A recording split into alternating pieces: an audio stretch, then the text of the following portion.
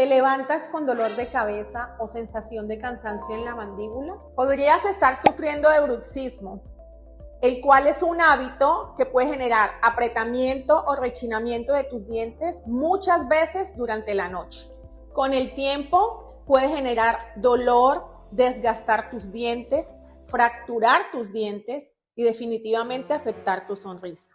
Tenemos varias opciones para ti, desde ajuste de oclusión, manejo del dolor, terapia neural, aplicación de botox. Aquí puedes encontrar la solución.